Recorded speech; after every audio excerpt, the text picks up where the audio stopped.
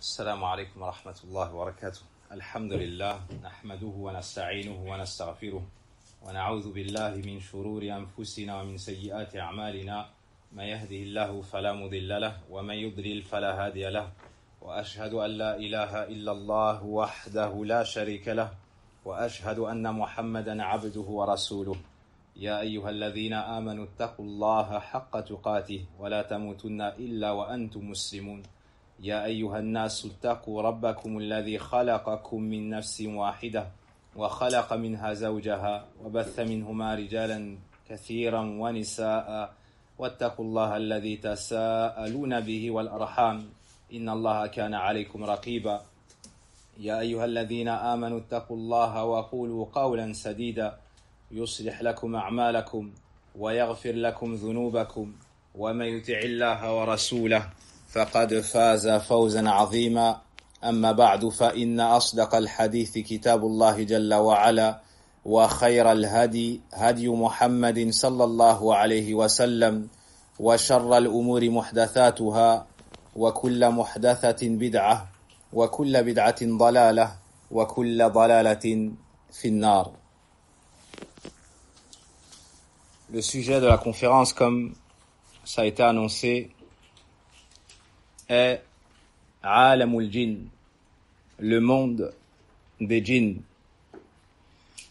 Allah subhanahu wa ta'ala nous dit dans son livre: Bismillahir Rahmanir Rahim, Alif Lam Mim, Dhalika al-kitabu la rayba fihi, Hudan lil muttaqin. Alif Lam Mim, au début de Sourate al-Baqarah, voici le livre au sujet duquel il n'y a aucun doute. Hudan lil muttaqin, une guidée pour les gens pieux.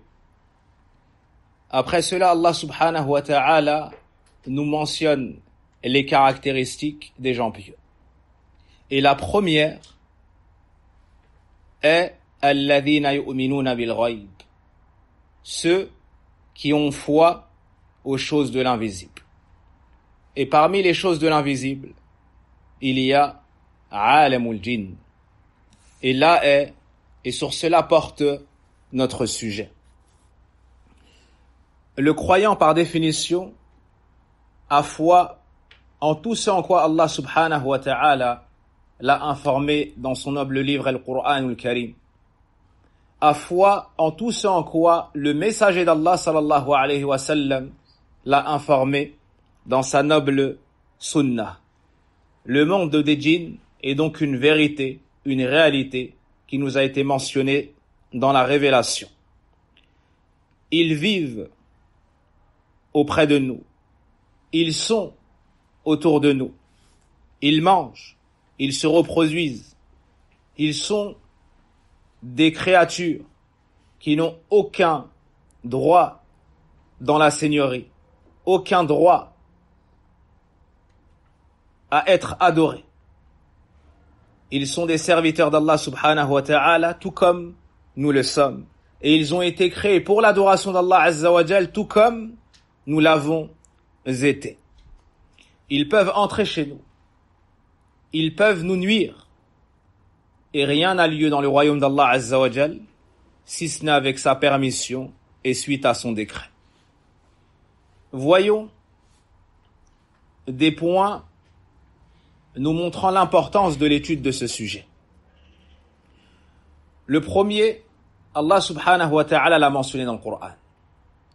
Et si c'est mentionné dans le Coran, c'est que ça a une grande importance. C'est également mentionné dans la sunna du prophète alayhi salatu wassalam. Et si le prophète alayhi salatu wassalam a pris soin de nous le mentionner, même de nous le détailler, c'est que cela a la plus grande importance. Les versets mentionnant les djinns ou les shayatines ou shaitan ou iblis sont extrêmement nombreux.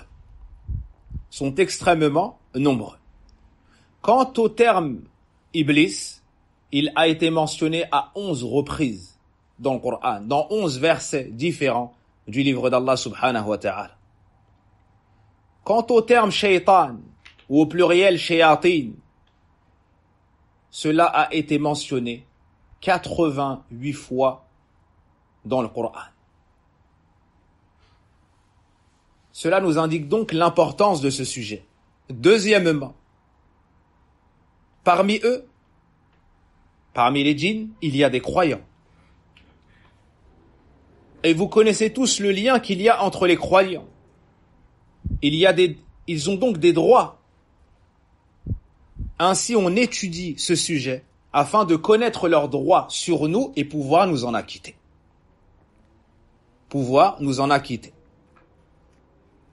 Parmi eux, certains nous veulent le mal. Ils peuvent nous nuire. Ils peuvent nous égarer, nous désorienter. En étudiant ce sujet, tu auras connaissance de leurs stratagèmes, tu auras connaissance de leur méthodologie, tu auras connaissance, et cette connaissance te permettra de t'en prémunir. Au préalable, de t'en défendre le cas étant, et de t'en délivrer si le mal a déjà eu lieu. Et tout cela passe par la connaissance. Tout cela passe par la connaissance. Et est-ce qu'en lisant le Coran, tu as trouvé une histoire qui précède l'histoire du père de l'humanité Adam, alayhi salam, avec Iblis? Est-ce que dans le Coran, tu ne trouves pas que cette histoire se répète dans différents versets, dans différentes sourates du Coran? Tout cela te montre l'importance de l'étude de ce sujet. Les savants nous disent même qu'en méditant le Coran, tu trouves qu'on te mentionne cet ennemi, Ash-Shaytan, Iblis. On t'apprend que c'est l'ennemi de ton père Adam, le père de l'humanité, et Hawa. Puis, on te raconte chacune des histoires des prophètes avec leur peuple. On te mentionne le halal et le haram. On te mentionne la connaissance d'Allah subhanahu wa ta'ala et son droit sur toi. On te mentionne comment l'adorer, le fiqh. On te mentionne ce que tu as gagné si tu lui obéis, le paradis. Et ce que tu as à redouter si tu lui désobéis, l'enfer. Et lorsque tu finis la lecture du Coran, où est-ce que tu arrives? Lorsque tu finis la lecture du Coran, où est-ce que tu arrives? قل أعوذ برب الناس مالك الناس إله الناس. Tu cherches refuge, protection, préservation auprès d'Allah Azza wa Jal, le Seigneur des gens, le Maître des gens, la divinité digne d'être adorée par l'ensemble des gens. Tout cela, après avoir lu le Coran, tu arrives à la fin pour demander protection contre quoi? Contre qui? Min sharril waswasil khannas. Min sharril waswasil khannas. Alladhi yuwaswisu fi sudurin nas. Minal jinnati wan nas. À la fin du Coran, après t'avoir mentionné que ton ennemi déclaré est l'ennemi de ton père, le père de l'humanité, Iblis, lorsque tu finis la lecture du Coran, tu as encore ce rappel. Tu as encore ce rappel, cet ennemi qui a pris l'engagement de tous nous faire entrer avec lui en enfer, de tous nous égarer, exception faite des serviteurs élus. Et la traduction de l'autre lecture, des serviteurs sincères. Voici l'importance de ce sujet.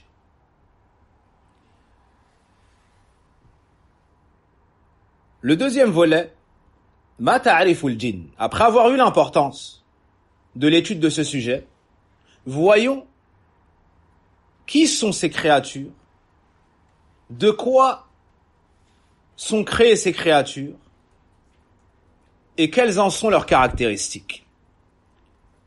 Fi lisan al-arab, on trouve l'explication de l'étymologie et du sens de ce terme. On nous dit summu bidhalika listitarihim anil absar. Al-jinn, ils ont été appelés ainsi car ils sont cachés à la vue des gens. Et cette base, lorsque tu la trouves dans un terme en arabe, le jim et le noun, et que c'est une base authentique dans le mot, il y aura cette notion de chose cachée à la vue des gens, de cette chose couverte. Et c'est pour cela qu'on appelle le fœtus qui est dans le ventre de la mère el-janin. Et une des raisons pour laquelle on a appelé le paradis el-jannah, c'est parce qu'il regorge d'arbres. Naam. Donc la personne qui aura l'honneur de s'y introduire par la grâce d'Allah Azza wa Jal sera comme ombragée par la multitude d'arbres. On l'a donc appelé el-jannah. Et el-jinn ont été appelés ainsi pour cette raison. C'est donc un monde parmi les mondes. Alhamdulillahi Rabbil Alamin. Toutes les louanges reviennent de droit à Allah, le Seigneur des mondes. Le premier verset dans le Mus'haf. Les mondes, il y a le monde des humains. Il y a également le monde des djinns, le monde des animaux. Naam. Les djinns sont donc un monde à part parmi les créatures d'Allah Azza wa Jal qui sont responsables. Ils ont été créés et ils sont responsables. C'est-à-dire qu'il y a des droits, il y a des devoirs. Ils sont sujets aux ordres, aux interdits, à l'obéissance, à la désobéissance. Il y a la rétribution, la récompense et la punition. Il y a le paradis et il y a l'enfer qui les concerne. De quoi ont-ils été créés? À partir du moment où on te dit que c'est un domaine du ghaib, tu ne peux te permettre d'affirmer une information, si ce n'est avec une preuve de la révélation ou la parole d'un compagnon, n'étant pas connu pour apporter de al-Isra'iliyat, disons des livres anciens, et que cette information n'ait pu provenir de sa simple interprétation. Si ces conditions sont réunies, l'information provenant de ce compagnon aura le jugement d'avoir été entendue du prophète alayhi salatu wassalam de manière catégorique. Dans le domaine du ghaib, tu ne sors pas de cela. Tu ne sors pas de cela. Donc pour pouvoir affirmer des choses, on devra se baser sur un verset du Coran, sur un hadith maqboul accepté, ou la parole d'un compagnon selon les conditions mentionnées tantôt. Allah subhanahu wa ta'ala dans Suratul Hijr nous dit wal janna khalaqnahu min qabli min nari samum. Dans Suratul Rahman wa khalaqal janna min marijin min nar.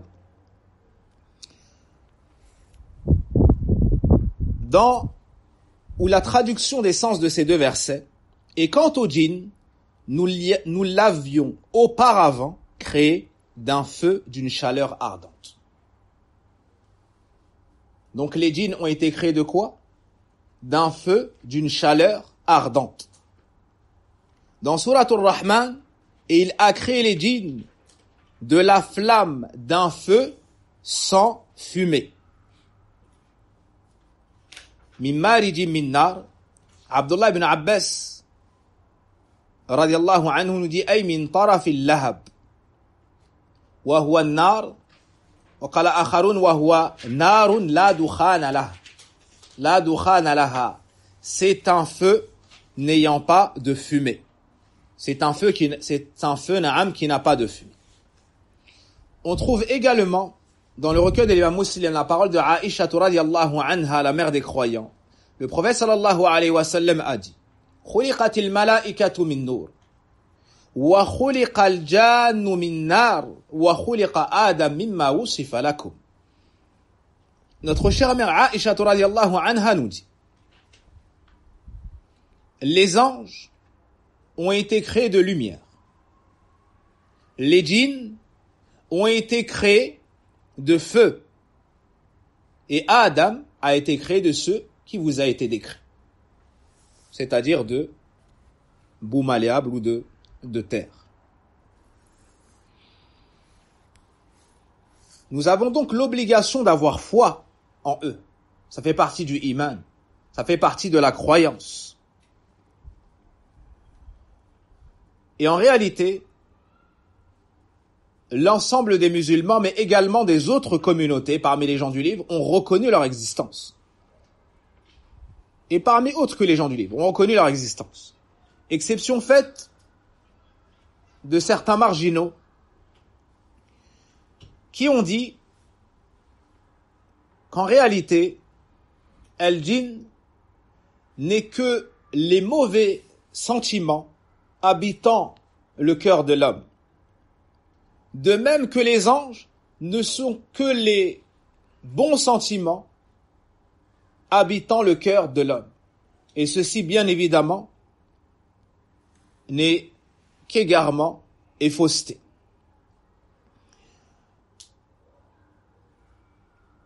Autre point, sachez que les djinns ont été créés avant nous. Sachez que les djinns ont précédé, la création des djinns a précédé la création de Adam alayhi salam et de sa descendance. Pour preuve, dans Souratul Hijr, Allah subhanahu wa ta'ala nous dit وَلَقَدْ خَلَقْنَا الْإِنسَانَ مِنْ صَلْصَالٍ مِنْ حَمَإٍ مَسْنُونٍ وَالْجَانَّ خَلَقْنَاهُ مِنْ قَبْلُ مِنْ نَارِ السَّمُومِ. Donc dans Souratul Jinn, Allah subhanahu wa ta'ala nous dit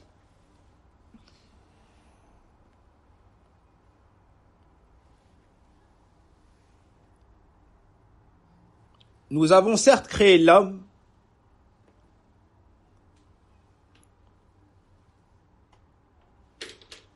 et plus loin il nous dit et quant au djinn, nous l'avions auparavant créé d'un feu d'une chaleur ardente. Et quant au djinn, nous l'avions créé auparavant d'un feu d'une chaleur ardente. De ce verset, les savants ont tiré que la création des djinns a précédé la création des humains.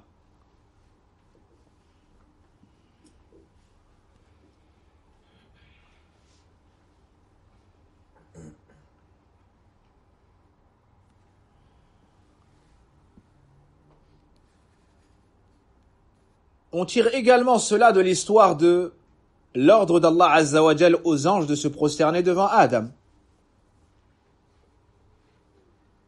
Ou plutôt l'information d'Allah Azza wa Jal donnée aux anges qu'il allait créer un être et qu'il allait lui donner des responsabilités. Qu'ont-ils dit à leur Seigneur? قالوا أتجعل فيها من يفسد فيها ويسفك الدماء ونحن نسبح بحمدك ونقدس لك قال إني أعلم ما لا تعلمون. Leur réponse fut: vas-tu mettre sur celle-ci des gens qui vont semer le désordre et vont faire couler le sang alors que nous te sanctifions et nous proclamons ta pureté? Il dit: je sais ce que vous ne savez pas. Comment ont-ils pu porter ce jugement et estimer ses conséquences? Des savants ont dit l'expérience qu'ils ont vue avec les djinns avant les hommes. L'expérience qu'ils ont eue et qu'ils ont tirée du comportement et des péchés commis par les djinns sur la terre avant les hommes. Donc de cela on s'inspire également pour dire qu'ils ont été créés avant les humains. Quant au fait de dire tant d'années, tant de millions d'années, c'est une chose du ghaib, on ne peut s'avancer sans preuve. C'est une chose de l'invisible, on ne peut s'avancer sans preuve. Al-Hafiz ibn Kathir, rahimahullah, dans Al-Bidaya wa Nihaya, nous dit: beaucoup parmi les savants de l'exégèse du Coran ont dit: خلقت الجن قبل آدم عليه السلام وكان قبلهم في الأرض. Les djinns ont été créés avant Adam et ils étaient avant lui sur la terre.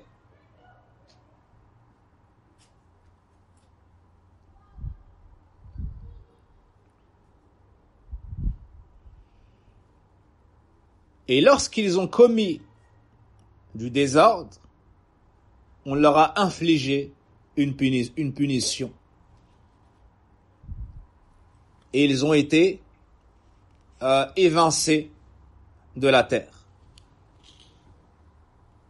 Par la suite, les humains ont résidé sur celle-ci. Quant à la preuve de leur présence et de leur existence, les preuves sont très nombreuses. Il y a même dans le Coran une sourate ayant ce nom, Al-Jinn, comme vous le savez dans Juz Tabarak. Allah subhanahu wa ta'ala nous dit également dans Sourate Al-Ahqaf: قُلْ أُوحِيَ إِلَيَّ أَنَّهُ اسْتَمَعَ نَفَرٌ مِنَ الْجِنِّ. Dit, il m'a été révélé, c'est-à-dire dit au messager d'Allah, il m'a été révélé qu'un groupe de djinns m'écoutait. Qu'un groupe de djinns m'écoutait. Ils ont écouté la révélation, ils ont écouté la lecture du prophète alayhi salatu wassalam, ils ont embrassé l'islam. Et une personne pourrait se dire, mais c'est une chose connue l'existence des djinns. Il n'y a pas besoin d'apporter de preuves.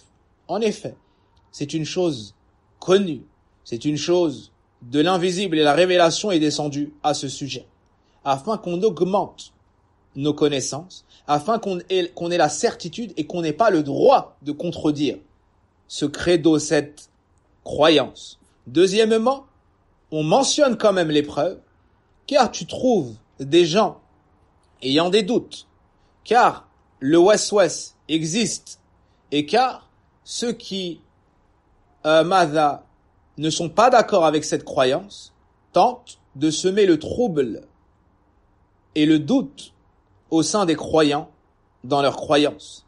Et quoi de plus solide, de plus ferme que d'avoir un verset, que d'avoir des versets, que d'avoir des hadiths pour renforcer ses connaissances et avoir une foi solide, telles les montagnes enracinées.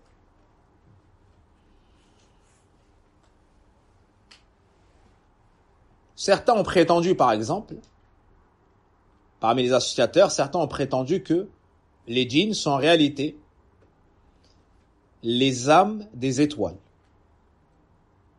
Certains ont prétendu que les djinns sont les âmes des étoiles, comme Ibn Taymiyyah l'a mentionné dans Majmou' al-Fatawa. Allah subhanahu wa ta'ala nous parle de ces gens-là et nous dit bal kadhabu bima lam yuhitu bi ilmihi. Ils ont démenti ceux qu'ils n'ont pas embrassé de leur science. Beaucoup mécroient lorsqu'ils ne cernent pas de leur science une chose. Mais le croyant, lui, par définition, il croit à partir du moment où Allah Azza wa Jal l'en informe. Il y a 3 types de djinns. Il y a 3 types de djinns. Comme le rapporte Al-Tabarani, Al-Hakim et autres, le prophète sallallahu alayhi wa sallam a dit Al-jinnu thalathatu asnaf. Il y a 3 types de djinns. Fasinfun yatiru fil hawa. Il y a une catégorie qui vole dans les airs. Wasinfun hayyatun wa kilab. Il y a une catégorie qui sont des serpents et des chiens. Wasinfun yahillun wa yad'anun. Vous reviendrez à une traduction. Le 3e volet de la conférence, ta'amuhum, li'annahum ya'kulun. Ils se nourrissent. Quelle est donc leur nourriture? Quelle sorte de nourriture mangent-ils et est-ce qu'ils boivent? Dans le recueil de l'imam Bukhari, Abu Hurayra radiyallahu anhu nous dit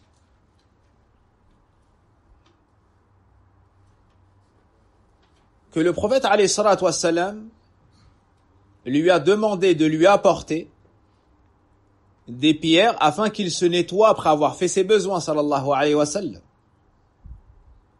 Il a trouvé,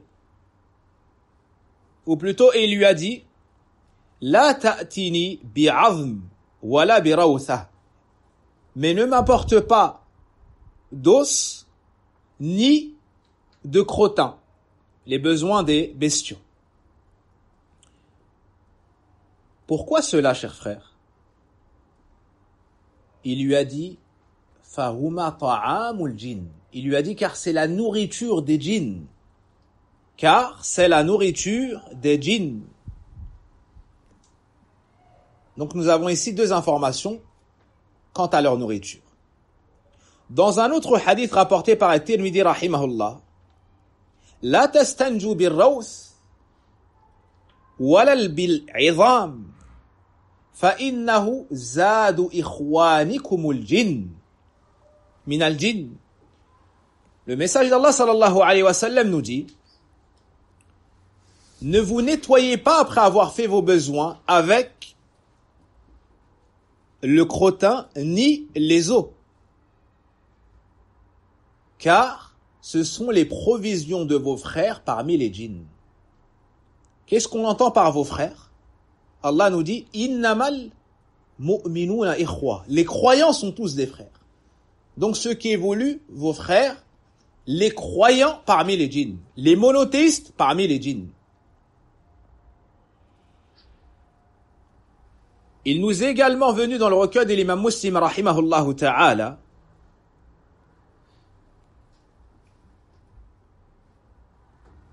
que des djinns sont venus voir le prophète alayhi salatu wassalam quant à leur subsistance et il leur a dit lakum kullu azmin dhukira smullahi alayhi yaqa'u fi aydikum lahma.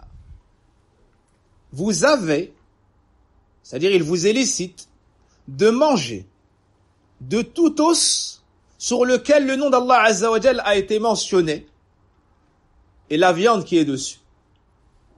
C'est-à-dire toi le musulman, lorsque tu sacrifies une bête et que tu la manges, les os qui restent et le reste qu'il y a, c'est la nourriture de tes frères parmi les djinns, subhanallah.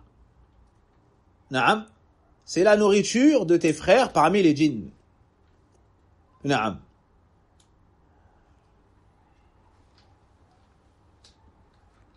Toujours dans le recueil de l'imam Muslim, selon Abdullah ibn Umar radiyallahu anhuma,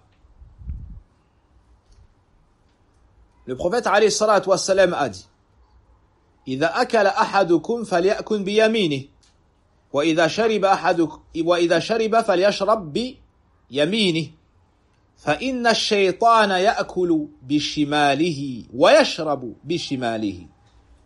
Lorsque l'un d'entre vous mange, qu'il mange avec sa main droite.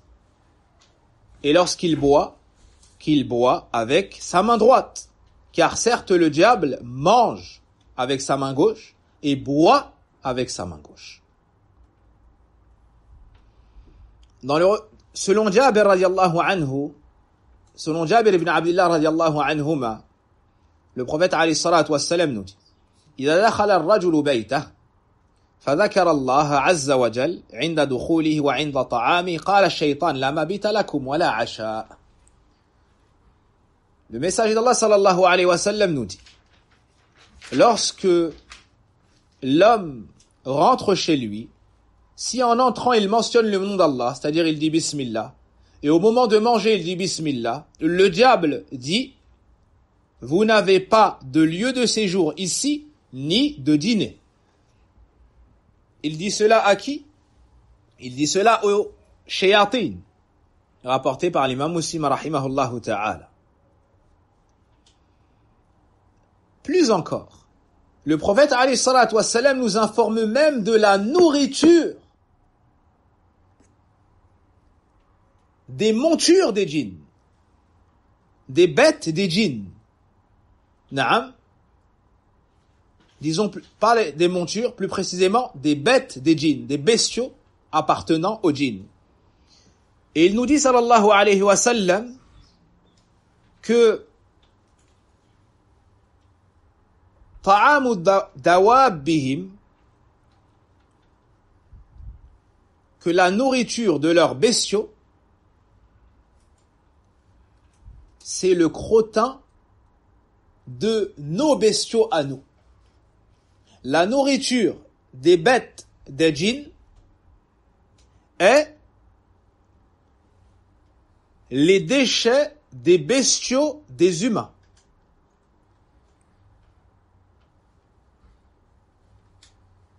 Et ce hadith est dans le recueil l'imam Muslim sur Abdullah ibn Mas'ud radiyallahu anhuma.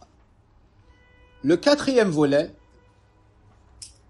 tanasuluhum, ils se reproduisent, ils ont des rapports, ils commercent, il y a des mâles, il y a des femelles.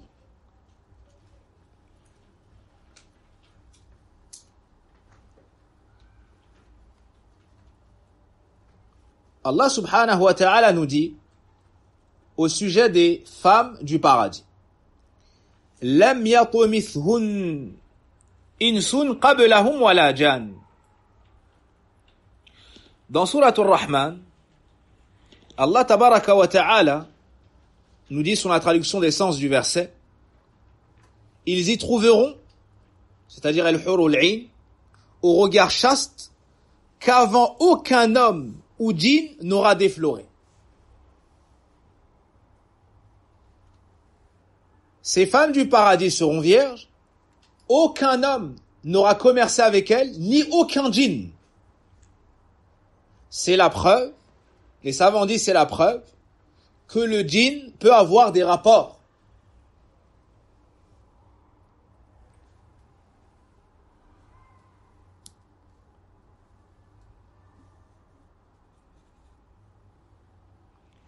Une autre preuve qu'ils se reproduisent, dans Suratul Kahf, Allah Azza wa Jal nous dit: Illa Iblisa kana min al-jinn fafasaqa an amri rabbi afatattakhidhunahu wa dhurriyyatahu awliya'a min duni.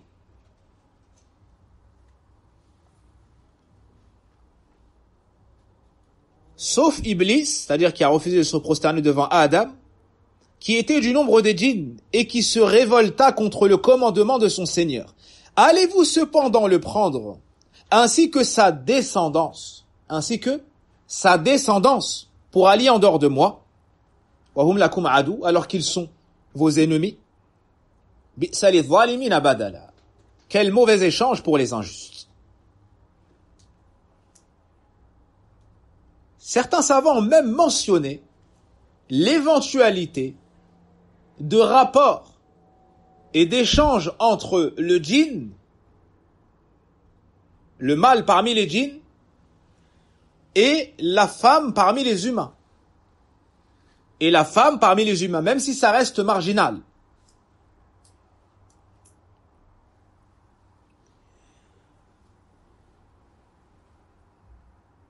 Ibn Taymiyyah rahimahullah ta'ala, il fait référence dans certains de ses ouvrages, comme c'est mentionné dans Majmu' al-Fatawa par exemple, As-Suyuti pareillement, rahmatullahi alayhim. Et beaucoup d'histoires sont mentionnées par des savants anciens. Ceci étant dit, quoi qu'il en soit, comme le dit l'imam Malik et autres, il ne convient pas, ce genre de mariage ne convient pas, ce genre de rapport ne convient pas.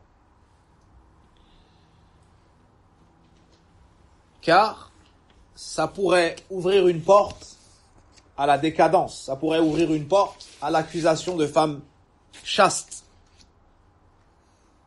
Si la femme était enceinte,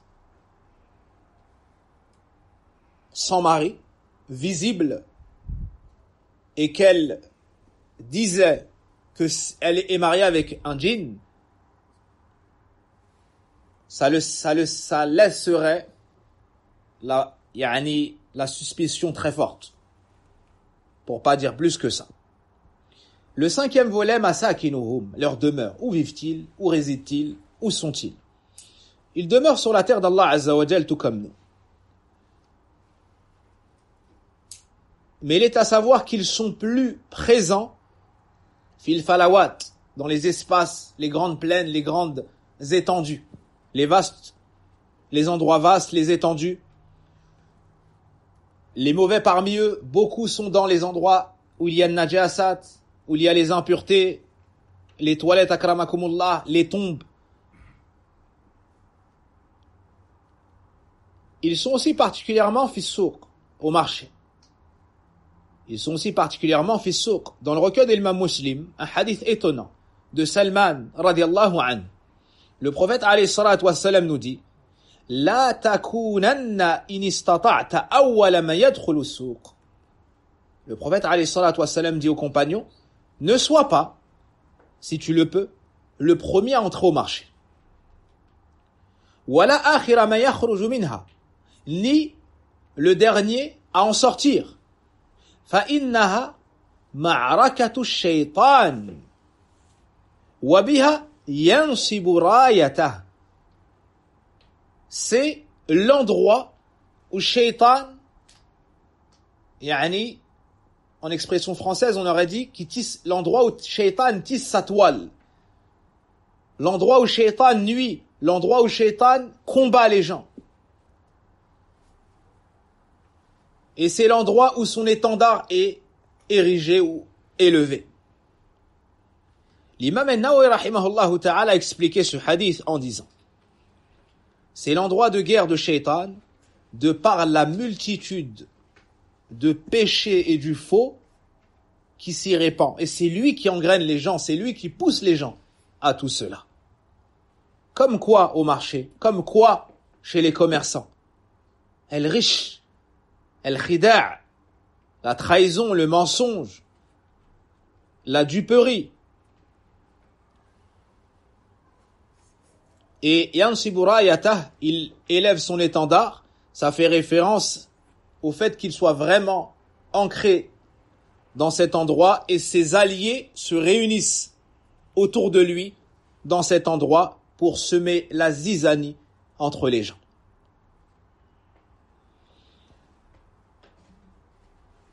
Aussi, ils peuvent établir résidence dans les demeures des humains, particulièrement lorsqu'on n'y mentionne pas le nom d'Allah tabaraka wa ta'ala au moment d'y entrer, et par la suite lorsqu'on ne fait pas vivre ces demeures par la lecture du Coran, par la mention d'Allah, et son adoration. Et vous savez tous que les shayatines et les saharas n'arrivent pas à rester ou à nuire à l'endroit où on y lit Surat al-Baqarah, particulièrement Ali Imran. Sachez qu'ils se répandent particulièrement lorsque la nuit tombe. Ils se répandent tout particulièrement lorsque la nuit tombe. Dans le recueil de l'imam Bukhari et Muslim, Jabir ibn Abdullah radiallahu anhuma rapporte: le message d'Allah sallallahu alayhi wa sallam a dit: إذا كان جنح الليل جنح أي أقبل إذا كان جنح الليل أو أمسيتم, donc lorsque la nuit arrive ou lorsque vous arrivez au soir, fakuffu sibyanakum, retenez vos enfants, faites-les rentrer, ne les laissez pas s'éparpiller et sortir lorsque le soleil se couche. Fa inna shaytan ay jins ash-shayatin, car certes le diable, c'est-à-dire la catégorie des démons, yantashirun ou yantashiru hina id, car le diable, c'est-à-dire les shayatines, se répandent à ce moment-là. Fa idha dhahaba sa'atun min al-layl fakhalluhum, dès lors qu'un moment de la nuit s'est écoulé, vous pouvez à nouveau les laisser. Wa arliqu al-abwab, et fermez les portes. Wadhkuru ismallah, et mentionnez Allah, dites bismillah. Fermez les portes, dites bismillah. Fa inna shaytan la yaftahu baban mughlaqa, car certes le diable ne peut ouvrir une porte fermée. Le shaytan n'a pas cette capacité. Et dans un des volets, on verra que la capacité des shayatines est limitée. Contrairement à certaines idées reçues qu'ils peuvent tout faire ou transformer le sable en or et ainsi de suite. Non, leur capacité est bien évidemment limitée. Seul Allah est ala kulli shay'in qadir, parfaitement omnipotent. Quelle est la sagesse de cela? Pourquoi à ce moment-là précisément ils se répandent? Car ils peuvent plus faire de mal à ce moment-là. Ils sont plus en capacité la nuit, car la nuit est plus propice à faire le mal. Naam. Ceux qui vont dans les endroits sales et décadents, est-ce que ce sont des endroits qui sont ouverts la journée en général ou plutôt la nuit? Est-ce qu'ils le font au grand jour ou dans la pénombre? Dans la nuit. Les endroits comme les boîtes de nuit. On ne dit pas boîte de jour. Hein? Les boîtes de nuit. Ceux qui volent, ils le font la nuit. Yani caché. Donc pour faire le mal, la nuit est plus propice. Iyadhan billah. Aussi la force diabolique se développe plus à ces heures-ci, lorsqu'il fait nuit et dans le noir. Ces annotations viennent d'Ibn Hajar rahimallahu ta'ala dans le Fath. Il nous est même parvenu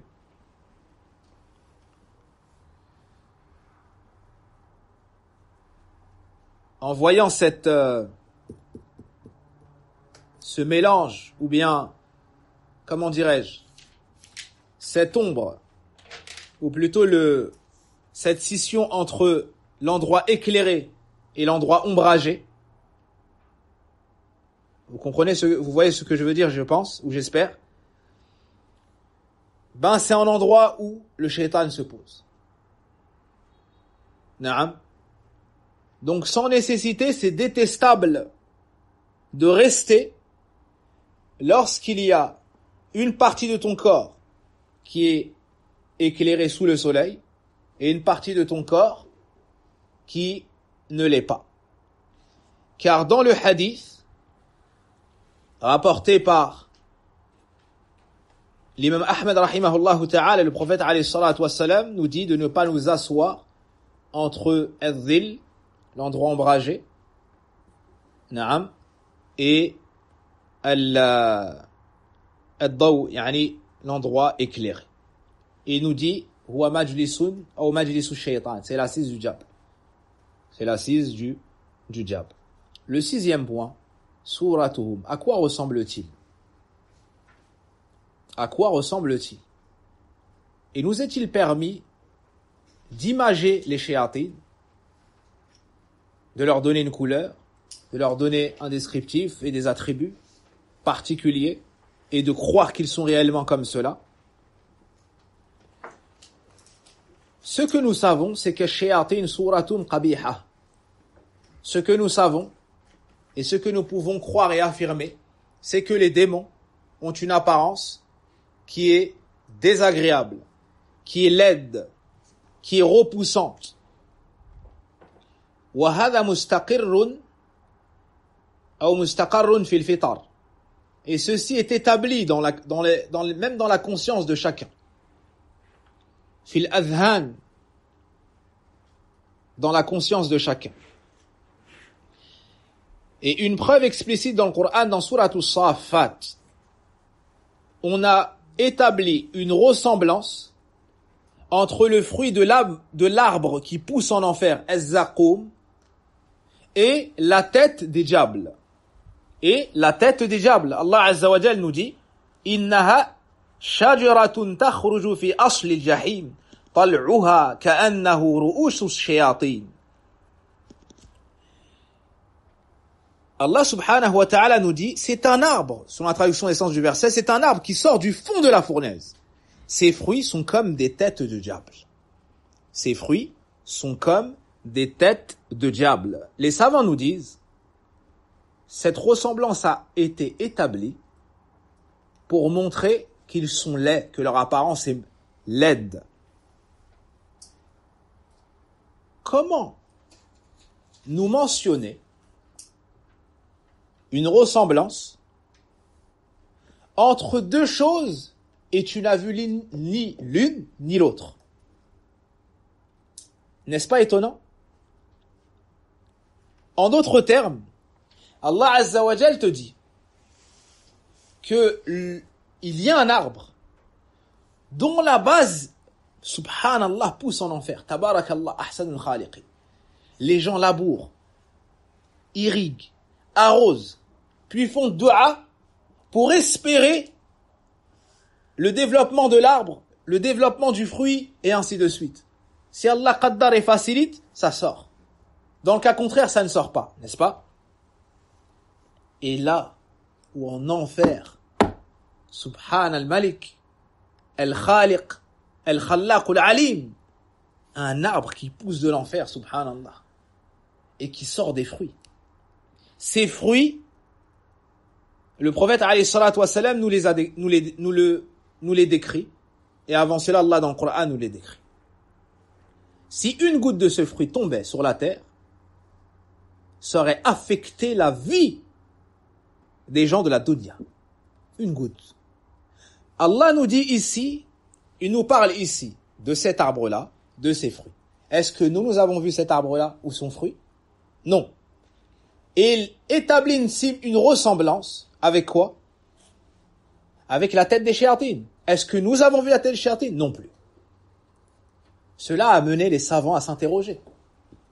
Et la réponse, c'est parce que dans notre fort intérieur, c'est une évidence, c'est reconnu par tout le monde, c'est inné en chacun de nous que l'apparence des shéatines est laide et repoussante. Et laide et repoussante. Tout comme c'est connu et en notre fort intérieur que l'apparence des anges est comment?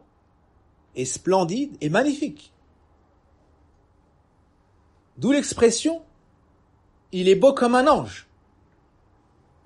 N'est-ce pas? Avons-nous déjà vu, nous, l'ange? Non.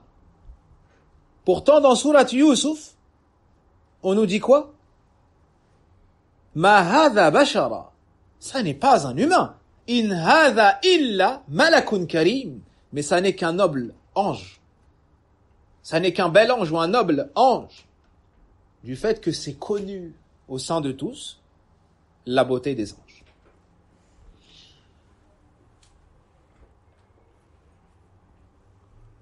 On a également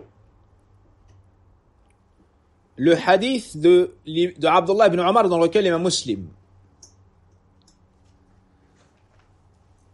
Sur une description particulière du diable.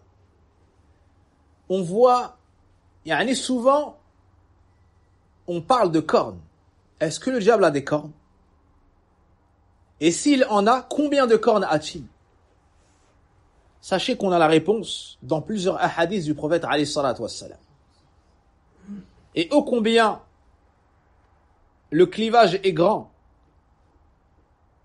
et large entre celui qui, de par son imagination, se dit que le diable a des cornes, et celui qui, suite à un hadith authentique, a pris pour conviction que le diable avait des cornes.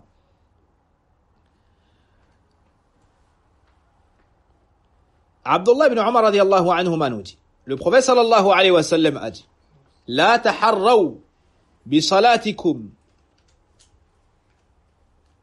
tulu'a ash-shams wala ghurubaha. Ne visez pas à travers votre prière de prier au moment du lever du soleil ni de son coucher. Afwan fa innaha tatlu'u bayna qarnay ash-shaytan. Car il se lève entre les deux cornes du diable. Car il se lève entre les deux cornes du diable. On trouve cela dans plusieurs hadiths, dans le recueil de Bukhari, dans le recueil de Muslim également. Le sens du hadith L'imam al-Nawawi rahimahullah ta'ala nous dit يحاذيها بقرنيه لأن الكفار يسجدون لها عند طلوع وغروب الشمس ليكون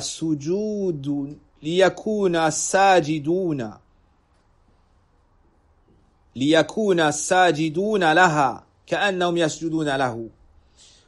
L'explication du hadith est que le diable volontairement se met à cet endroit afin que le soleil soit entre ses cornes, car des associateurs adorant le soleil se prosternent à lui au moment de son lever, au moment de son coucher. Alors le shaitan se met face au soleil de sorte à ce qu'il se prosterne face au soleil et en réalité, en même temps, devant lui. Devant lui. Forcément, en se prosternant devant le soleil, ils se prosterneront devant lui. Ça, c'est la première chose. Et la deuxième chose, en apparence, ils se prosternent pour lui. La troisième chose, véritablement, la prosternation tombera sur lui. Sera vouée à lui. Pourquoi? Le soleil est innocent de leur adoration. Il ne leur a pas commandé cela. Qui est-ce qui a commandé cette adoration? C'est le diable. Qui est-ce qui les a poussés? Qui est-ce qui leur a enjolivé?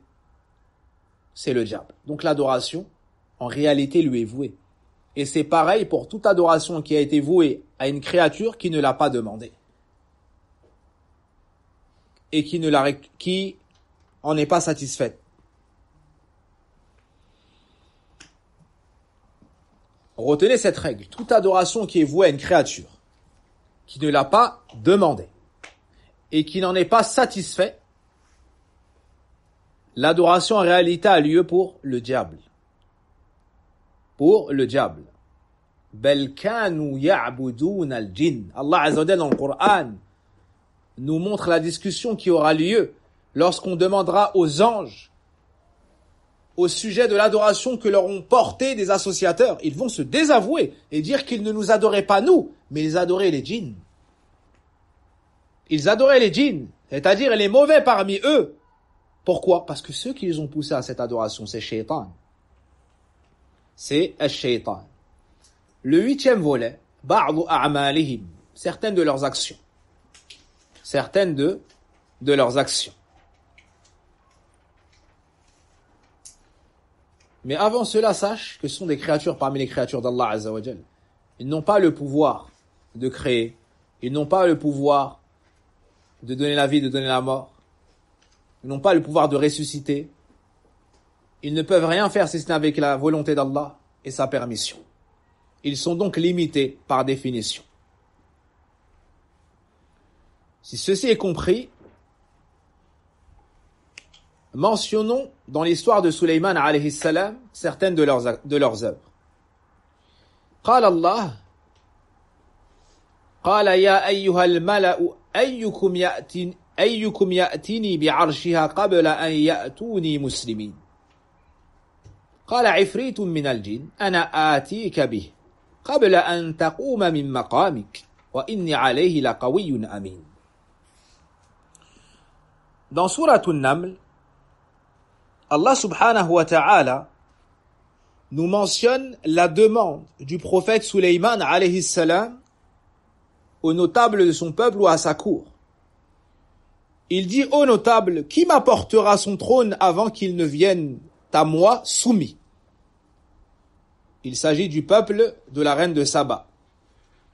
Sulayman alayhi salam, le prophète Sulayman alayhi salam, dit à son peuple, dit aux notables parmi eux, qui de vous m'apportera son trône avant donc ce peuple ne vienne à moi soumis? Un djinn redoutable, ce qu'on appelle les ifrit, un djinn redoutable dit, je te l'apporterai avant que tu ne te lèves de ta place. Et pour cela, je suis fort et digne de confiance. Allahu Akbar. Un ifrit, un djinn redoutable dit à Sulayman alayhi salam, au prophète Sulayman alayhi salam, moi, si tu le permets, je t'apporte son trône avant même que tu ne te lèves. Yani, il me faut moins de temps que ton action de te lever pour que j'aille fil Yaman, que je prenne son trône et que je te l'apporte. Et certains savants ont dit avec tous les trésors qu'il contenait. Et l'explication, yani qawi, yani shadid, j'ai la capacité, j'ai la force, comme l'a expliqué l'a mentionné Al-Barawi dans son tafsir, et c'est la parole d'Al-Farra, le grand linguiste, rahimahullah, et qawi ala hamli, yani j'ai la force pour le porter, pour te l'apporter, et amin, c'est-à-dire de confiance pour tous les joyaux, al-jawhar, les joyaux, les perles précieuses et les richesses qu'il contenait. Naam, qu'il contenait. Et une parenthèse très légère, naam, ce sont les deux caractéristiques de l'employé parfait, si je puis dire. Quelles sont ces deux qualités? Al-quwwa wal-amana. Quand je dis l'employé, c'est vaste. La personne qui va t'aider, la personne proche, l'ami fidèle, l'employé de manière générale, celui qui va t'aider. L'employé de manière générale, plus toute personne qui t'aidera. Al-quwwa, la force, la capacité, mais qu'il soit amin, qu'il soit de confiance. S'il est fort, mais il n'est pas de confiance, il va te trahir. Et s'il est faible, miskin, et qu'il est de confiance, il va pas trop t'apporter. Naam, il va pas trop t'apporter. Il est gentil, mais il n'est pas capable de porter la charge. Donc on les a appelés Ifrit. Qui sont-ils parmi les djinns? C'est une catégorie. Les géants parmi les djinns, les redoutables, à la force redoutable, les dotés de force redoutables parmi les djinns, ceux qui ont une capacité déconcertante de rapidité, comme on le comprend de ce passage.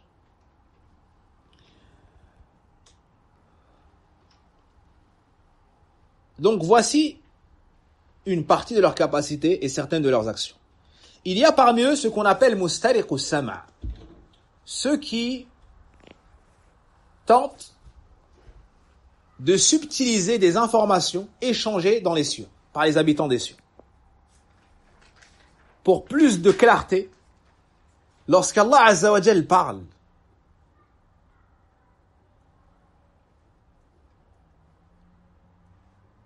les anges tombent et s'évanouissent.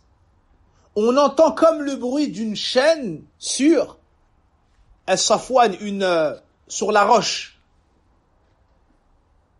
Le premier à relever la tête est Jibril. Puis les anges, après lui, disent « Ma'dha qala rabbukum » Qu'a donc dit votre Seigneur? Et ils disent « Qalul haqq » Il a dit la vérité. L'information du décret est donc mentionnée. Elle circule entre les anges.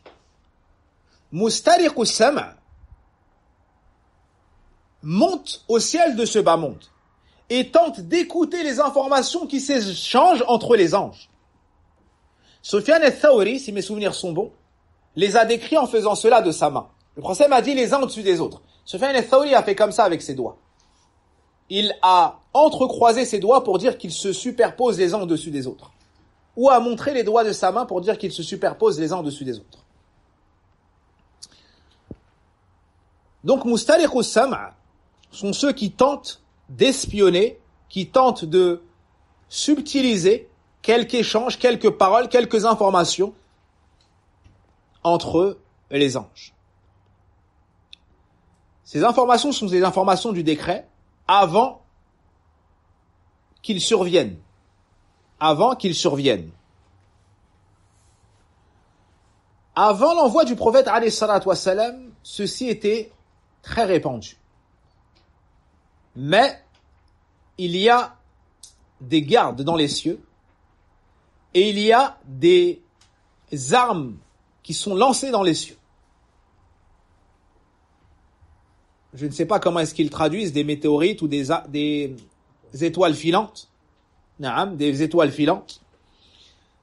Celles-ci ont pour but de lapider, entre autres, de lapider les shéatines, de détruire les shéatines, qui tentent d'écouter et de subtiliser quelque information. Depuis l'envoi du prophète alayhi salatu wassalam, et même juste avant, les cieux ont vraiment été gardés de manière plus stricte. Et on trouve cela dans la sourate de ce nom, Al-Jinn. Allah nous dit وَأَنَّا لَمَسْنَا السَّمَاءَ فَوَجَدْنَاهَا مُلِئَتْ حَرَسًا شَدِيدًا وَشُهُبًا وَأَنَّا كُنَّا نَقْعُدُ مِنْهَا مَقَاعِدَ لِلسَّمْعِ فَمَنْ يَسْتَمِعِ الْآنَ يَجِدْ لَهُ شِهَابًا رَصَدًا.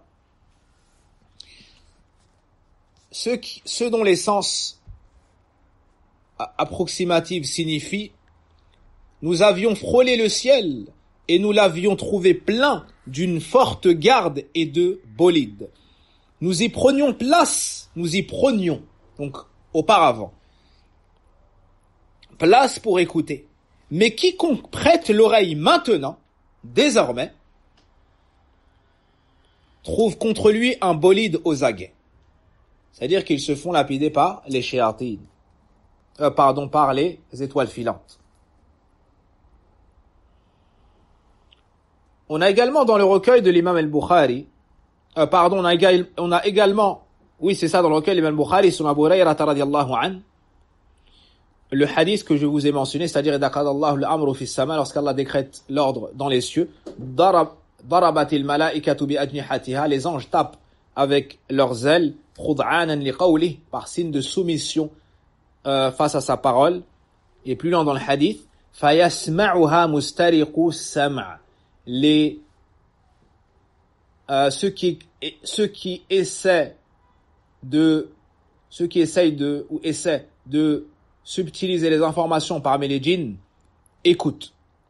Wa mustami'u as-sam' hakadha wahidun fawqa al-akhar.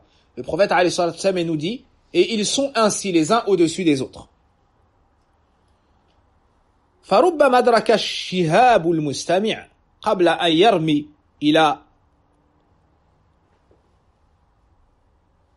صاحبه فيحترق. Tantôt, l'étoile filante touche celui qui tentait d'écouter avant qu'il réussisse à transmettre l'information entendue à son compagnon, qui se trouve donc en dessous de lui. Ainsi il brûle. وَرُبَّمَا لَمْ يُدْرِكُ حَتَّى يَرْمِيَ بِهَا إِلَى الَّذِي يَلِيهِ. Et il se peut qu'il réussisse à transmettre l'information à celui qui le suit avant d'être touché. حَتَّى يُلْقُوهَا إِلَى الْأَرْضِ, jusqu'à ce qu'il transmette cette information sur la terre. Sufyan al-Thawri, si je ne me trompe pas, un des rapporteurs, disait, et ils transmettent l'information aux devins. Vous savez tous que les Sahara, les sorciers, les devins travaillent avec les shayatines. Le djinni transmet l'information au devin. Le devin rajoute 100 mensonges ou 99 mensonges et il transmet cela au pauvre malheureux qui vient le consulter. Et mettre sa religion en péril. Et lorsque les gens de la vérité rendent caduques leurs arguments et les dévoilent, voici que le pauvre malheureux dit « Mais tel jour, il nous avait dit telle information qui s'est avérée véridique. » Ils oublient les 100 mensonges et ils se concentrent sur la seule vérité. Comment se fait-il qu'ils ont vu juste? C'est cette information qui avait été transmise par Mustariq as-Sama'.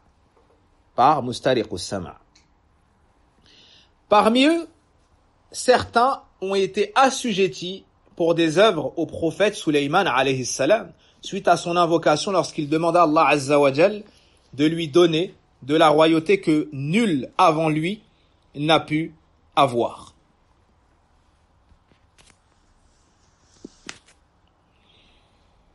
On a dans Sourate Saba la preuve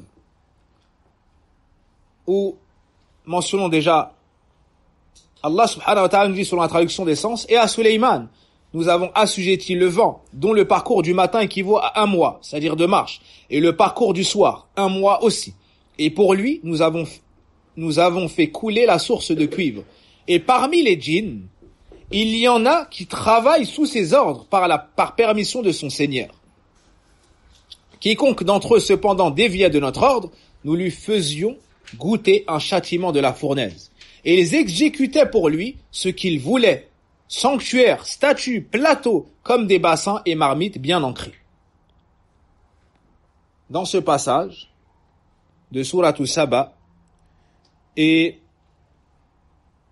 aussi dans Sourate Sad, ô Daoud, nous avons fait de toi un calife sur la terre. Juge donc en toute équité parmi les gens et ne suis pas la passion. Sinon, elle t'égarera du sentier d'Allah. Car ceux qui s'égarent du sentier d'Allah auront un dur châtiment pour avoir oublié le jour des comptes. Nous n'avons pas créé... Taïb. Ça n'est pas la référence que je voulais citer. Mais la première, c'est dans Sourate Saba. Donc on voit qu'il construisait, on le voit qu'il travaillait au service de Sulayman alayhi salam, du prophète Sulayman alayhi salam. Parmi leurs œuvres, ils ont la capacité, bi'idhnillahi azza wa jal, de changer d'apparence. At-tashkil ou at-tashakkul, je ne sais pas comment est-ce qu'on dit en français, mais de prendre une autre apparence.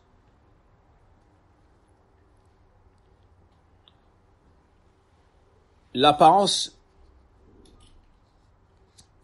animale, par exemple, l'apparence humaine, comme l'histoire célèbre de Abu Huraira lorsque le prophète alayhi salatu wassalam lui a confié la garde de la zakat de Ramadan. La garde de la zakat de Ramadan.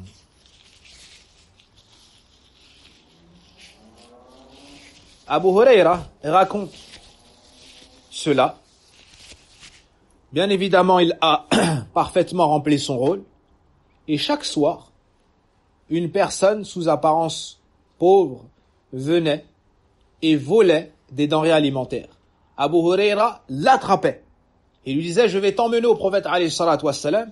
Et il lui dit, je suis dans le besoin, j'ai une famille, laisse-moi partir s'il te plaît. Il avait pitié de lui et il le laissait partir. Il raconte cela au prophète sallam. Le prophète lui dit, il reviendra.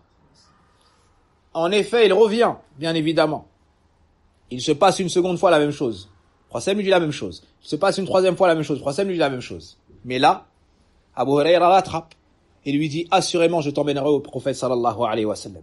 Il lui dit, non, s'il te plaît, laisse-moi partir et je t'enseignerai une science par laquelle Allah te donnera beaucoup d'utilité. Yani, je te donnerai une science qui te sera profitable chez Allah. Alors, il lui a dit, et quelle est cette science? Et dans le hadith, on nous dit, وَكَانَ الصَّحَابَةُ رَضِيَ اللَّهُ عَنْهُمْ أَحْرَصَ النَّاسِ إِلَى الْفَائِدَةِ إِلَى الْعِلْمِ. On nous dit que les compagnons étaient les gens les plus avides de connaissances. Les gens ayant la plus haute détermination et ardeur dans la recherche de la science. Alors Abu Huraira, l'élite, l'imam des rapporteurs du hadith, lui a dit, et quelle est cette science? Naam, et quelle est cette science? Il lui dit, avant de dormir, et récite Ayatul Kursi, Allahu la ilaha illa huwa al-hayyul qayyum. فإنك لن يزال عليك من الله حافظ ولا يقربك شيطان حتى تصبح. Si tu récites cela, tu ne cesseras d'avoir de la part d'Allah une protection. Tu ne cesseras d'être sous la protection d'Allah et aucun diable ne pourra t'approcher jusqu'au matin. Abu Huraira est parti transmettre cela au prophète sallallahu alayhi wa sallam, qui lui a dit Qad sadaqaka wa huwa kadhub. En effet, il t'a dit la vérité, bien qu'il soit un grand menteur. Sais-tu, Abu Huraira, qui était ton invité ces soirs passés? C'était le diable, c'était un shaitan, c'était un diable. Et il ne faut pas s'y méprendre.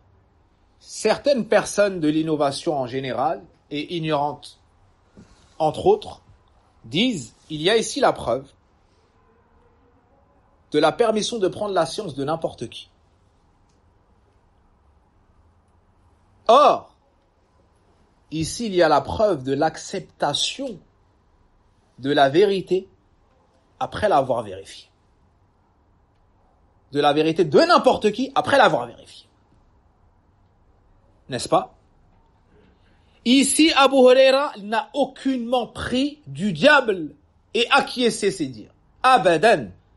Il n'a aucunement eu comme croyant ce que l'homme lui a dit. D'accord? Ça n'était pas pour lui un diable, il ne savait pas encore. C'est la première chose. La deuxième chose, c'est qu'il a transmis au prophète alayhi salatu wassalam, et ça n'est qu'après l'acquiescement du prophète alayhi salatu wassalam qu'il a pris cette information. Donc il n'y a aucune preuve pour les gens des passions ni de l'innovation. Et de l'innovation. Au contraire, il nous est interdit de prendre la science de n'importe qui. Nous n'avons pas la permission de prendre Le musulman, il n'a même pas la permission de fréquenter n'importe qui.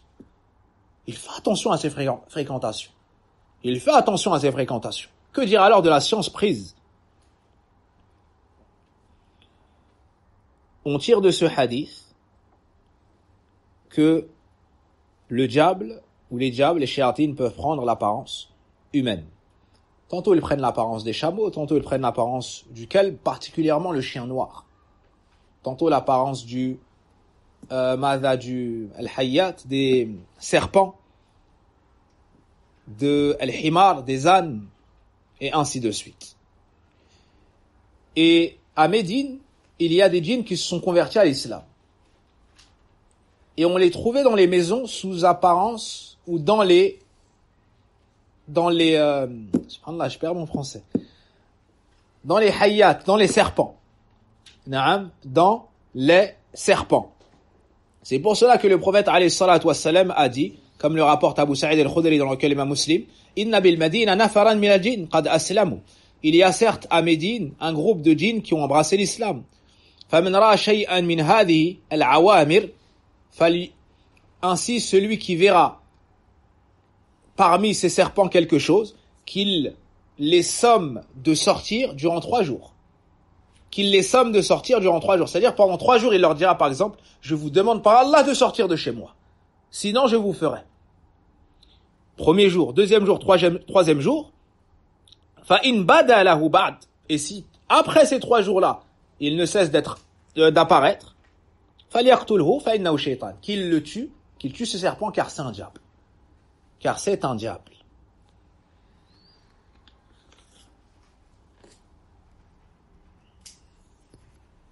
Une de leurs actions du shaitan, dans le recueil de Bukhari et Muslim, Anas ibn Malik nous dit, le prophète sallallahu alayhi wa sallam a dit, Inna shaytana yajri min al-insan jarya dam ou majra dam. Certes, le diable coule dans le fils de Adam, tout comme le sang coule, c'est-à-dire dans ses veines. Ibn Baz rahimahullah ta'ala a commenté ce hadith, ou l'autre hadith, lorsque le prophète alayhi salatu wassalam a accompagné, il me semble que c'est Safiyya radiallahu anha parmi ses épouses qui était venue le visiter en i'tikaf, il l'a raccompagné. En chemin, il a vu 2 compagnons qui ont accéléré le pas.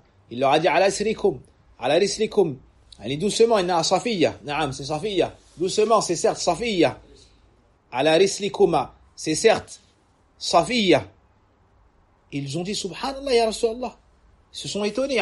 Comment on pourrait penser de toi du mal que tu es la nuit avec une femme? Bien évidemment, c'est ton épouse. Bien évidemment, tu n'es pas du tout. On ne peut suspecter de toi le moindre mal. Il leur a dit, certes, le diable coule dans les veines ou dans le fils de Adam comme le sang coule en lui. Et j'ai eu peur qu'il suscite en vous un mal, que vous soyez donc par conséquent anéantis. Ibn Baz rahimahullah ta'ala nous dit que ceci est ala al-haqiqa, c'est une réalité. C'est pas une image, lorsqu'on dit que le diable coule dans les veines du fils d'Adam. C'est pas une image, c'est une réalité. Et celui qui a permis au sang de couler dans ton corps, est celui qui a permis au diable de couler dans ton corps. Et le tout est facile pour Allah tabaraka wa ta'ala. J'ai dépassé la parole d'Ibn Baz. Au début, c'était la parole d'Ibn Baz, puis mes mots. Passons maintenant à une autre question qui revient fréquemment. Hal Iblis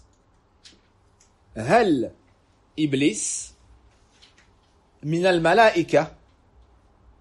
Donc le huitième point. Est-ce que Iblis,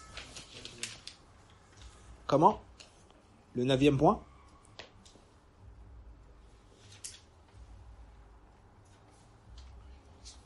Vous êtes sûr? C'est le 8e point plutôt. Naam. Nul autre que Shaitan nous a fait nous tromper. Donc, le 8e point. Est-ce que Iblis fait partie des anges ou non? Est-ce que Iblis fait partie des anges ou non? Les savants ont divergé à ce sujet. Beaucoup de savants ont et avaient pour avis que Iblis fait partie des anges. Se basant sur la parole d'Allah Azza wa Jal, وَإِذْ قُلْنَا لِلْمَلَائِكَةِ اسْجُدُوا لِآدَمَ فَسَجَدُوا إِلَّا إِبْلِيسَ. Dans Surat al-Baqarah, lorsque nous dîmes aux anges de se prosterner devant Adam, ils se sont tous immédiatement prosternés, sauf Iblis, Abba, qui refusa. وَالْأَصْلُ أَنَّ الْمُسْتَثْنَى مِنْ جِنْسِ الْمُسْتَثْنَى مِنْ. Et la base, lorsque tu dis ils ont tous fait cela sauf un tel, ça signifie que un tel fait partie de la même catégorie de cette généralité, n'est-ce pas? Celui dont on a fait de lui l'exception fait partie du groupe à la base. Voici leur avis et voici leur argument. Néanmoins, l'avis prépondérant chez beaucoup de nos grands savants est de dire que Iblis ne fait pas partie des anges, mais de l'espèce de al-jinn. De l'espèce de al-jinn. Il fait partie des djinns. Pour preuve, dans Suratul Kahf, Allah subhanahu wa ta'ala nous dit وَإِذْ قُلْنَا لِلْمَلَائِكَةِ اسْجُدُوا لِآدَمَ فَسَجَدُوا إِلَّا إِبْلِيسَ كَانَ مِنَ الْجِنِّ كَانَ مِنَ الْجِنِّ فَفَسَقَ عَنْ أَمْرِ رَبِّهِ أَفَتَتَّخِذُونَهُ وَذُرِّيَّتَهُ أَوْلِيَاءَ مِنْ دُونِي وَهُمْ لَكُمْ عَدُوٌّ بِئْسَ لِلظَّالِمِينَ بَدَلًا.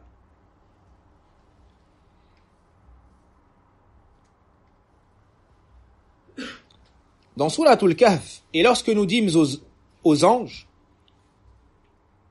prosternez-vous devant Adam, ils se prosternèrent, excepté Iblis, qui était du nombre des djinns, et qui se révolta contre le commandement de son Seigneur. Allez-vous cependant le prendre, ainsi que sa descendance, pour allier en dehors de moi, alors qu'ils sont vos ennemis, alors qu'ils vous sont ennemis, quel mauvais échange pour les injustes. Dans ce verset, il y a plusieurs preuves qui nous démontrent que Iblis n'est pas un ange, mais que c'est plutôt un djinn.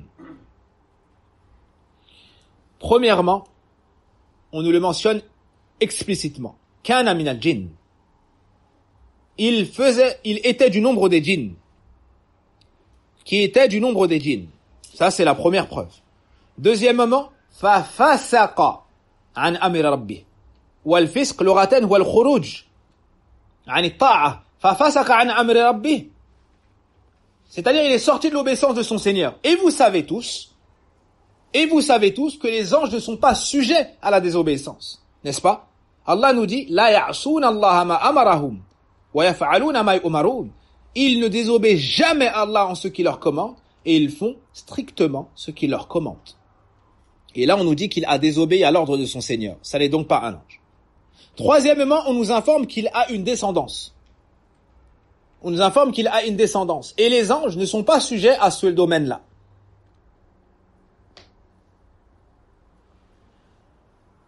et on nous parle d'ennemis, d'inimitié, et les anges sont les ennemis ou les alliés? Hein? Des croyants. Dans Suratu Fussilat, nahnu awliya'ukum fil hayati dunya wa fil akhirah. Nous sommes vos alliés dans ce bas monde et dans l'au-delà.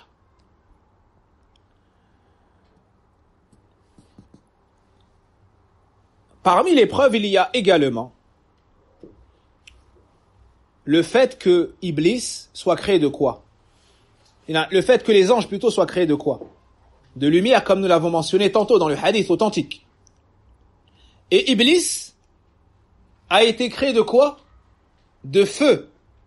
Et son racisme l'avait poussé à tenter de discriminer Adam et l'a poussé au fanatisme sur sa matière. Et qu'est-ce qu'il apprenait comme excuse? Quelle matière? Le feu. Or, les anges sont créés de lumière. Dans Suratul A'raf, Allah nous dit Khalaqtani min nar wa khalaqtahu min tin. Donc, lorsqu'il relate l'histoire de l'ordre à Iblis de se prosterner avec les anges, tu m'as créé de feu et tu l'as créé lui de terre. Or, les anges, comme vous le savez, sont créés de lumière, comme c'est rapporté dans le recueil l'imam Muslim, et ce sont les djinns qui ont été créés min marijim min nar. Une autre preuve. Ils se reproduisent, comme on l'a mentionné. Une autre preuve. Les shéatines, les démons mangent. Et les anges ne sont pas sujets à cela. Et on a cité le hadith d'Abdullah ibn Omar, lorsque l'un d'entre vous mange, qu'il mange avec sa main droite, et lorsqu'il boit, qu'il boit avec sa main droite, car le diable mange et boit avec sa main gauche. Lorsque la personne rentre chez elle, si elle dit Bismillah, le diable dit à ses suppôts, vous n'avez pas de lieu de séjour ici. Lorsqu'il mange, il dit Bismillah, le diable dit à ses suppôts, vous n'avez pas de dîner ici. Il reste une chose. Si tu veux argumenter et démontrer que il fait partie de l'espèce des djinns et il ne fait pas partie de l'espèce des anges. Après avoir amené la preuve que c'est un djinn. Mais d'autres ont apporté leur preuve que c'est un ange. Tu dois maintenant répondre à cet argument. Pour répondre à cet argument, les anges ont dit. Les savants. Pour répondre à cet argument, les savants ont dit. Quant au verset, Allah subhanahu wa ta'ala wajjaha al-amr ila iblis bisujudi li Adam li'annahu kana ma'a al-malaika la min al-malaika. Allah azza wa jal a dirigé son ordre également à Iblis pour qu'il se prosterne devant Adam, car il était avec les anges, et non pas car il faisait partie de l'espèce des anges. Est-ce que c'est clair? Il vivait avec eux. Allah l'avait honoré. Auparavant, Iblis était pieux, subhanallah. Il adorait Allah azza wa jal, seul son associé. Allah l'a donc honoré, l'a élevé à la place des anges, les habitants des cieux, les serviteurs proches d'Allah azza wa jal. Donc, lorsqu'il a ordonné cela aux anges, l'ordre s'est dirigé également à lui, car il vivait avec eux, il était avec eux. Non pas qu'il faisait partie des leurs de par son espèce. Voici la réponse mentionnée par les ulama, rahimahumullah wa hafizahum.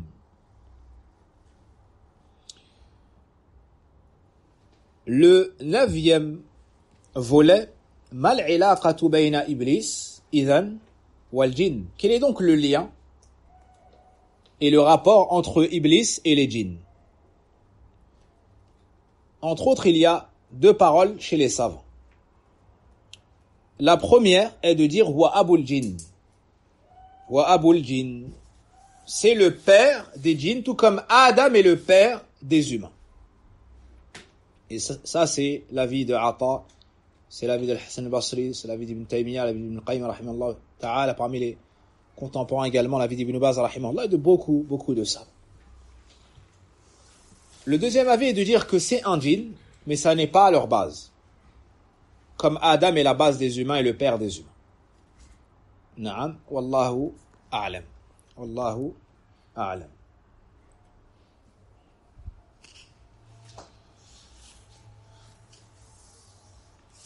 Le 10e point pour finir. Quelle est la sagesse de la création des djinns? Quelle est la sagesse de la création des djinns? Dans Surah Al-Dhariyat, Allah subhanahu wa ta'ala nous dit وَمَا خَلَقْتُ الْجِنَّ وَالْإِنسَ إِلَّا لِيَعْبُدُونَ مَا أُرِيدُ مِنْهُمْ مِنْ رِزْقٍ وَمَا أُرِيدُ أَنْ يُطْعِمُونَ إِنَّ اللَّهَ هُوَ الرَّزَّاقُ ذُو الْقُوَّةِ الْمَتِينِ. Et je n'ai créé les djinns et les hommes que pour qu'ils m'adorent. Je ne veux pas de ma subsistance ni qu'ils me nourrissent. Mais c'est plutôt Allah qui est le grand pourvoyeur, le détenteur de la force, l'inébranlable. De ce verset, les savants ont tiré que tout comme nous, les humains, les djinns ont été créés pour adorer Allah Azza wa Jal et l'unifier seul d'un culte sincère. Ce sont des créatures d'Allah. Ils n'ont pas le pouvoir d'élever ni de rabaisser la créature. Ils n'ont pas le pouvoir de faire entrer ni de faire sortir du paradis. Ils n'ont pas le pouvoir de soigner. Ce sont des créatures tout comme tu es une créature. Tu dois donc croire en ce qui t'a été mentionné dans les textes. Tu dois l'adopter en tant que croyance. Mais tu ne dois pas exagérer à leur sujet au point de leur porter des actions et des pouvoirs qui ne sont pas en leur capacité. Seul Allah tabaraka wa ta'ala est le maître et la seule divinité digne d'être adorée. Et c'est cela que nous espérons faire jusqu'à notre dernier souffle, adorer Allah Azza wa Jal seul, sans jamais rien lui associer. Wa sallillahumma wa barik ala nabiyyina Muhammadin wa ala alihi wa sahbihi ajma'in. Subhanaka Allahumma wa bihamdik. Ashhadu an la ilaha illa ant. Astaghfiruka wa atubu ilayk. Walhamdulillahi rabbil alamin. La suite, incha'Allah ta'ala, aura lieu la semaine prochaine, ou même, dans les soirs à venir, lorsqu'Allah Azza wa Jal le facilitera, probablement mercredi après Al-Maghrib. Probablement mercredi, une heure après Al-Maghrib. Vous regarderez, inch'Allah, sur le site La Voix Droite, ça sera annoncé.